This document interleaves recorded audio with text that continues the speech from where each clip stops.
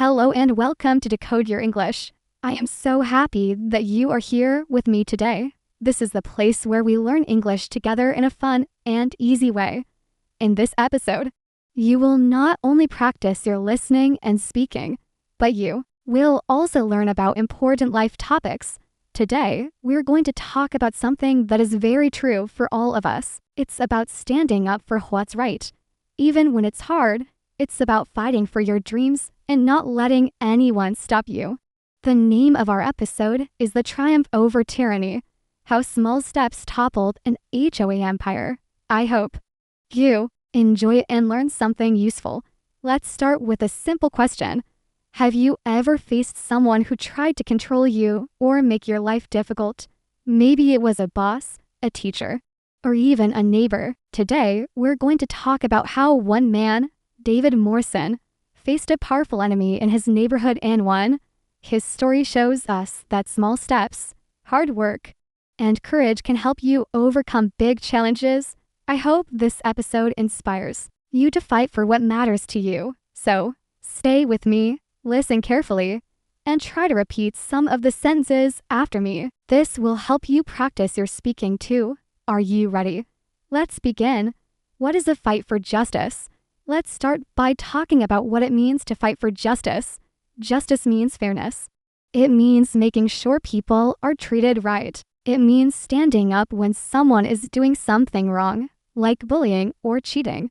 A fight for justice is when you work hard to protect what is yours or to help others who are being treated unfairly. Why? For example, maybe you see someone being unkind to a friend and you speak up. That's a fight for justice. Maybe you work to change a rule at school that isn't fair. That's a fight for justice too. For David Morrison, the man in our story, today, justice meant protecting his home. David moved to a beautiful neighborhood called Maple Grove Estates. He worked hard for years to buy his dream house. But there was a problem. A woman named Karen Blackwood. Karen was the president of the Homeowners Association, or HOA. An HOA is a group that makes rules for a neighborhood, like how your house should look or where you can park your car. Karen used her power to control everyone. She made unfair rules and punished people with fines. David decided to fight back. His fight for justice was about saving his home and helping his neighbors. But here's something important. A fight for justice is not easy. It takes time. It takes courage. It takes small steps every day. David didn't win in one day. He worked hard, step by step, to stop Karen. Today, we'll talk about what justice means, why it's worth fighting for, and how small steps can lead to big victories. I'll share David's story, and at the end, I'll give you some tips on how you can stand up for what's right in your own life. So, let's keep going.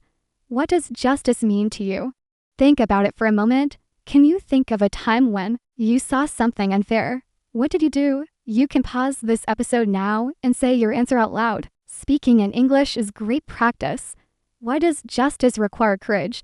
Now that we understand what justice is, let's talk about why fighting for justice needs courage. Courage means being brave.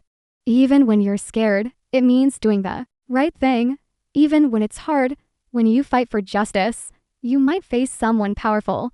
Like Karen was in David's story, you might feel alone or afraid. But courage helps you keep going. Let's look at David's story. When David moved to Maple Grove Estates, he was excited. The neighborhood had big trees, nice houses, and happy families. But on his first day, Karen, the HOA president, came to his house. She said his moving van was breaking a rule. David checked the HOA rule book.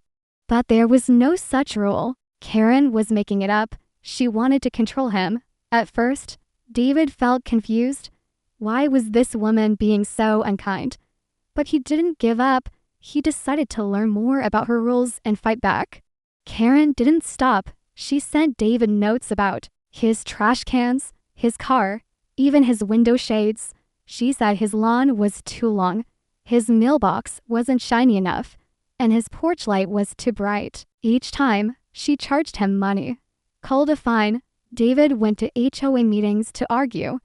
But Karen was in charge. She used a gavel, like a judge, and everyone was afraid of her. David could have moved away, like other families did, but he stayed. That was courage. He loved his home, and he worked hard to buy it.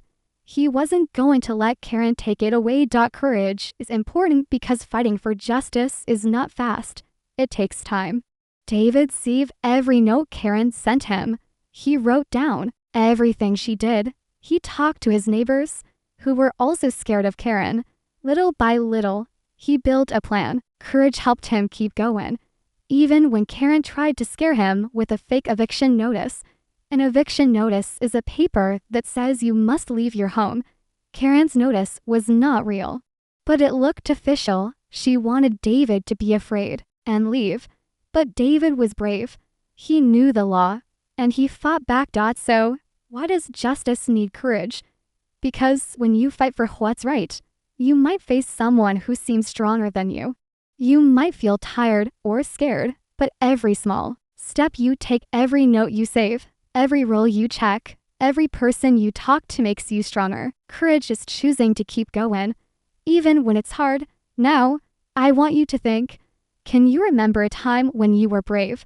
Maybe you spoke up when something wasn't fair. Maybe you helped someone who needed you. Say your answer out loud. In English, it's great practice. What is a small step? Now, let's talk about something very important. Small steps. When you fight for justice, you don't need to do everything at once. You can start with small steps. A small step is something simple you do today that helps you get closer to your goal. For David, every small step was important. Let's look at some examples from his story. When David got his first note from Karen, he didn't ignore it. He saved it in a binder. That was a small step. When Karen sent more notes, he saved those too. He went to HOA meetings, even though they were scary. He talked to his neighbors, like Clara, Javier, and Emily, to learn more about Karen's actions. Each conversation was a small step. He took pictures of the fake eviction notice Karen put on his door. That was another small step. Little by little, these steps helped David build a strong case against Karen. Small steps are powerful because they add up. Imagine you want to climb a big mountain. You don't jump to the top in one day. You take one step, then another, then another. Each step gets you closer. For David, every note he saved, every meeting he went to, every neighbor he talked to was like a step up the mountain. In the end, the small steps helped him win. Let's think about another example. Maybe you want to stand up for something fair at school or work. You don't need to argue with everyone right away. You can start with a small step. Maybe you ask a question about a rule. Maybe you write down what happened. Maybe you talk to one person who agrees with you. These small steps help you feel stronger and ready for the next step. Small steps are also easier. They don't feel too hard or scary. David didn't try to fight Karen in court on his first day. He started by learning the rules. He talked to a lawyer friend, Rachel. He worked with a detective, Laura. Each step was small, but together they were unstoppable. So, remember, when you want to fight for justice, start with small steps. They will lead you to big results. Now, stop for a moment. Can you think of a small step you could take today to make something fair? Maybe it's talking to a friend or writing down an idea. Say your answer out loud in English. It's great practice. Stories of small steps and big wins now. Let's talk about real stories that show how small steps can lead to big wins. I want to share David's story in more detail and another story to inspire you. These stories will show you how small actions, done again and again, can change everything. First, let's go back to David Morrison.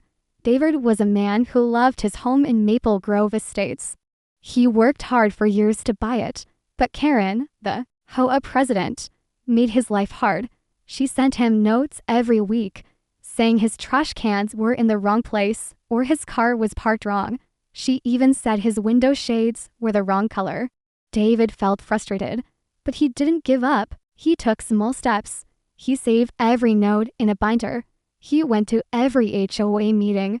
even when Karen was mean. He talked to his neighbors, who told him Karen had scared other families away. One neighbor, Clara, said Karen made an old man, Mr. Larson, leave his home because she didn't like his bird feeders. David's biggest test came when Karen put a fake eviction notice on his door. It said he had to leave his house in 14 days. Most people would be scared. But David was different. He knew about real estate law from his old job. He took a small step. He took pictures of the notice. He called his friend Rachel a liar. Together, they found out Karen's notice was fake. It had mistakes, like spelling premises wrong. David worked with a detective named Laura, who found papers in Karen's house that showed she was lying to everyone. David's small steps: saving notes, talking to neighbors, calling Rachel, taking pictures led to a big win. In court, David and Rachel showed all the evidence. The judge was angry with Karen. She had to give David part of her house, pay a big fine, and apologize to everyone. David's small steps stopped Karen and made the neighborhood free again. Now, let's look at another story. This is about Maria, a woman who wanted to make her school fair. Maria was a teacher. She noticed that some students were not getting enough help because the school had old books and not enough teachers. Maria wanted to change this, but she wasn't the principal. She felt small. But she took small steps. First, she wrote down what was wrong. She talked to other teachers who agreed with her. She went to school meetings and asked questions. Some people didn't listen, but Maria kept going. She started a small group with parents and teachers. They wrote letters to the school board. They saved money to buy new books. Little by little, their small steps worked. The school got new books, and they hired more teachers. Maria's small steps helped her students and made her school better. These stories show us something important. Big wins start with small steps. David saved notes and talked to people. Maria wrote down ideas and worked with others. Their small steps, done every day, led to justice. So, think about your own life. What is one small step you can take today to make something fair? Maybe it's writing down a problem or talking to one person. Say your answer out loud in English. It's great practice. How to take small steps for justice. And know that we know why small steps matter. Let's talk about how you can take them. Fighting for justice doesn't have to be big or scary. You can start with simple actions. Here are some tips to help you, just like David and Maria. Tip 1. Know what's right before you fight for justice. You need to know what's fair. Learn the rules. For David, this meant reading the whole rule book. For you, it might mean learning about a rule at school, work, or in your community. Write down what's wrong. Be clear about what you want to change. When you know what's right, it's easier to take the next step. Tip 2. Start small. You don't need to do everything at once. Choose one small thing to do today. Maybe it's saving a piece of evidence, like David did with Karen's notes. Maybe it's talking to one person who can help. Small steps are easier, and they add up. Don't try to climb the whole mountain in one day. Take one step at a time. Tip 3. Stay strong. Fighting for justice can be hard. Some people, like Karen, might try to scare you. You might feel tired or alone. But don't give up. Remember why you started. Think about David, who kept going even when Karen sent a fake eviction notice. Think about Maria, who kept talking even when people didn't listen. When you feel weak, take a deep breath. Tell yourself, this small step will help me win, and keep going. Tip 4. Work with others. You don't have to fight alone. David talked to his neighbors. Maria worked with parents and teachers. Find people who agree with you. Share your ideas. Together, you are stronger. Even one friend can make a big difference. Tip 5. Celebrate small wins. Every step you take is important. Did you save a note today? That's a win. Did you talk to someone about your idea? That's a win. Did you learn something new? That's a win. Celebrate your small wins. They make you feel strong and ready for the next step. David felt proud every time he saved a note or learned something new about Karen. Maria felt happy when one teacher joined her group. Small wins keep you going. These tips are simple, but they work. Start with a clear goal. Take small steps. Stay strong. Work with others. Celebrate your wins. These steps will help you fight for justice, just like David did. Now, think about your own life. What is one small step you can take today? Maybe it's learning about a rule or talking to a friend. Say your answer out loud in English. It's great practice. Conclusion. We've come to the end of this episode. Before we finish, I want to leave you with an important message. Fighting for justice takes courage, but it starts with small steps.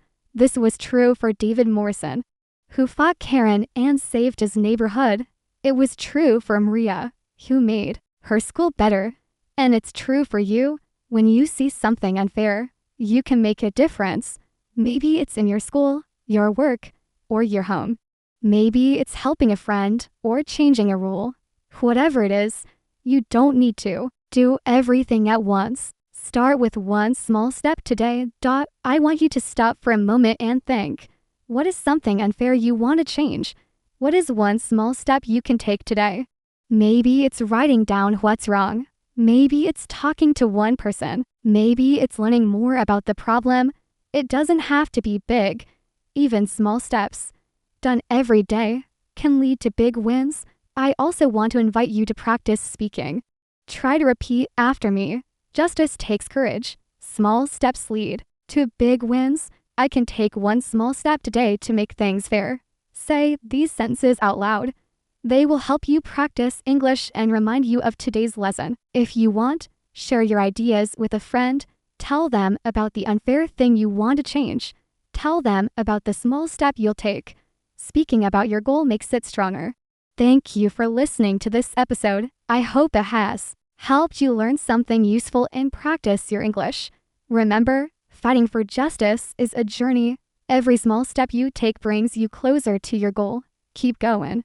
Keep believing in yourself. And never give up. I look forward to seeing you in the next episode. Until then, take care and keep learning.